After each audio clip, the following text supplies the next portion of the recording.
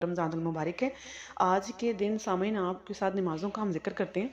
پیغمبر اکرم صلی اللہ علیہ وآلہ وسلم ارشاد فرماتے ہیں کہ جو کوئی 2 رمضان یعنی کہ آج کے دن 4 رکعت نماز کو اس طرح ادا کرے گا تو اس کے لیے بہت زیادہ رب کریم کے ہاں ثواب موجود ہے۔ تو نماز کا طریقہ جانیے، 2 رکعت کر کے نماز پڑھنی ہے۔ 2 رکعت نماز روز سوموار پڑھتا ہوں قربتن اللہ،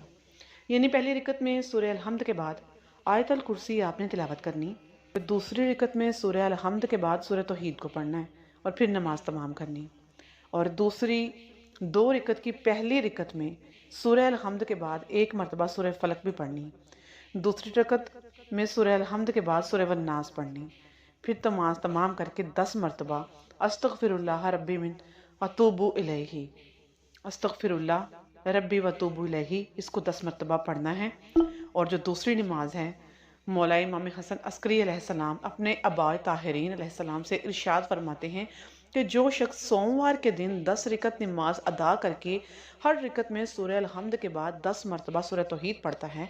تو اللہ تعالیٰ قیامت کے دن اس کے لیے ایک نور مقرر کرے گا جو اس کے کھڑے ہونے والی جگہ کو روشن کرے گا۔ سبحان اللہ۔ روز محشر، اللہم صلی علی محمد وآل محمد، پارہ نمبر 16،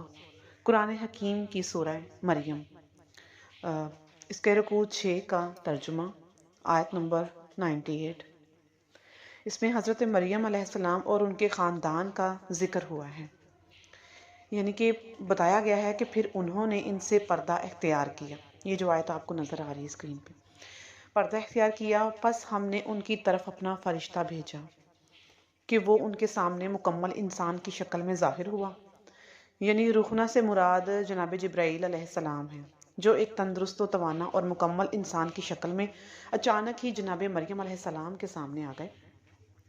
ایک پاک دامن لڑکی جو لوگوں سے الگ تھلگ اور پردہ لٹکا کر پوری یکسوئی کے ساتھ اپنے خالق حقیقی کی عبادت میں ہمہ تر مصروف ہوئی، تو جب اس نے اچانک اس قسم کے منظر کو سامنا کیا تو وہ بڑی گھبرا گئی، بہت جناب مریم گھبرا گئی۔ چنانچہ جناب مریم کے گھبرانے کے بعد وہ یہ کہنے لگیں کہ اگر تیرے دل میں خوف خدا ہے تو میں تجھ سے خدائے رحمان کی پناہ چاہتی ہوں،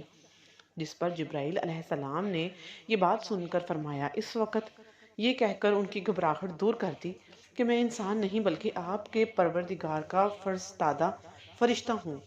جو تمہیں پاک و پاکیزہ فرزند کی بشارت دینے آیا ہے اللہ کے حکم سے۔ جس پر جناب مریم گھبرا گئیں اور ایک دوسری وجہ سے پریشان بھی ہو گئیں کہ بچہ تو مردون زن کے ملاپ سے پیدا ہوتا ہے نا، مجھے تو کسی مرد نے چھوا تک نہیں۔ تو جبرائیل علیہ السلام فرمانے لگے، اس کی وضاحت انہوں نے یوں کی کہ تمہارا پروردگار یہ کہتا ہے کہ میرے لیے بن باپ کے بچہ پیدا کرنا کوئی مشکل کام نہیں بلکہ بہت آسان ہے۔